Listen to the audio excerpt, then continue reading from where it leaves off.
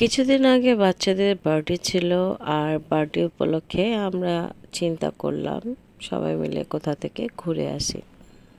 আসসালামু আলাইকুম beautiful people, সবাই কেমন আছেন? আশা করি ভালো আছেন। আলহামদুলিল্লাহ, আমিও ভালো আছি। তো আমরা চুজ করলাম জলশিরি রেস্টুরেন্ট। আসলে এটা একটা পার্ক, এবং এটা চুজ করেছে আমার বাচ্চাদের বাবা। আর আমাদের ডিসিশনটাও একদম ঠিক ছিল। তো এটা ওপেন হয় সকাল 9টা থেকে সন্ধ্যা 7টা পর্যন্ত এটা খোলা থাকে। আর অবশ্যই আপনাদের এন্ট্রি ফি আছে, আপনাদের 250 টাকা দিয়ে এটাতে এন্ট্রি ফি দিয়ে ঢুকতে হবে, এবং 250 টাকা দিয়ে আপনারা এটাতে ঢুকে সারা দিন স্টে করতে পারবেন।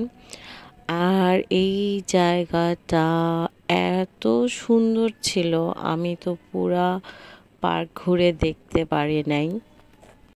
আর এটা যেহেতু আর্মিদের তৈরি, তো এটা খুবই গোছানো সাজানো, আর অনেকটা বাহিরের মতো ছিল। আমার কাছে কোনোভাবেই মনে হচ্ছিল না এটা বাংলাদেশের কোনো একটা পার্ক। এত এত গ্রিন ছিল চারপাশে, মানে পুরা সবুজ আর সবুজ।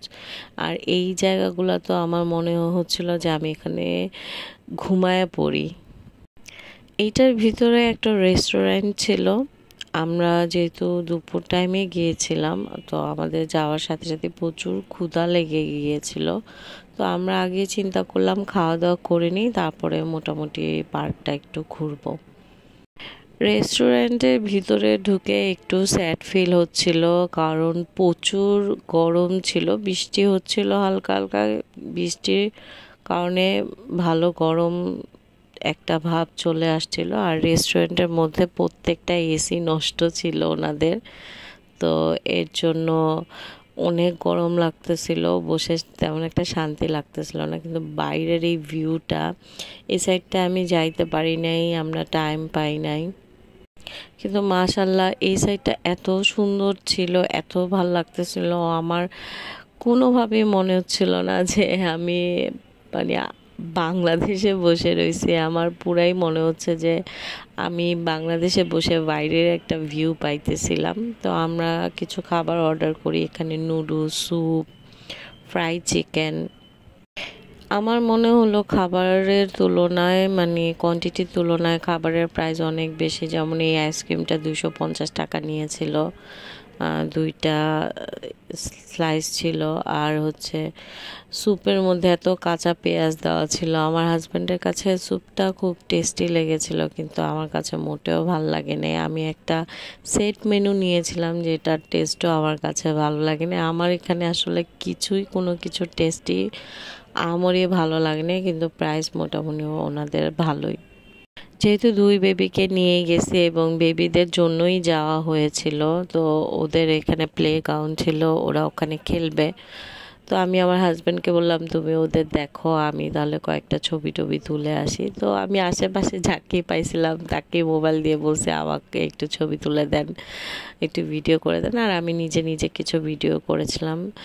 পার্কের ওপাশে আরেকটা খুবই সুন্দর সাইট ছিল, যেখানে আমি যাইতে পারিনি। ওখানে পাহাড়ের মতো ছিল, ঝর্ণার মতো ছিল, খুব সুন্দর পানি পড়তেছিল, অনেক মাছ ছিল ওপেন, কিন্তু আমি ওই সাইডটায় যেতেই পারি নাই।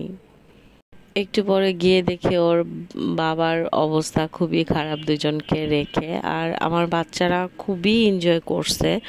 আমার কাছে এই জিনিসটা এত ভালো লাগছিল, মানে এইটা ভুল ভুলাইয়া আমি এক সাইড দিয়ে ঢুকছিলাম আর রাস্তায় খুঁজে পাইতেছিলাম না বের হওয়ার। খুবই মানে টাফ হয়ে গেছিলো এখান থেকে বের হওয়ার। আমি এক টাইমে তো খুব ভয় পেয়ে গেছিলাম যে আসলে কোন সাইড দিয়ে বের হব।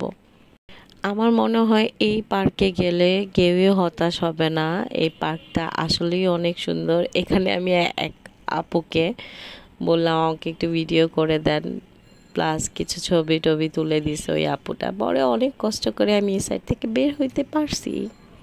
আমি যখন এটা থেকে বের হই, বের হওয়ার পর আমি এত খুশি হয়ে যাই, যাক ফাইনালি আমি বের হইতে পারছি। আর এখানে আবার এসে আমি দেখতেছিলাম আমার বাচ্চা কি করে। ওরা যে একটা হ্যাপি ছিল না, মানে পয়সা উসুল একটা ব্যাপার, যে এখানে গেছি, এখানে খরচ করছি, আমার বাচ্চারা এত খুশি ছিল, দিনটা এত ভালো গেছে। হ্যাঁ, আমি ভালো করে একটু ছবি টবি তুলতে পারি নাই, আমি ভিডিও করতে পারিনি, তাতে কি, মেনলি তো আসলে যাওয়া হয়েছে আমার বাচ্চাদের জন্যই, তারা এনজয় করছে, তো এটাই আমার সবচাইতে বড় পাওয়া।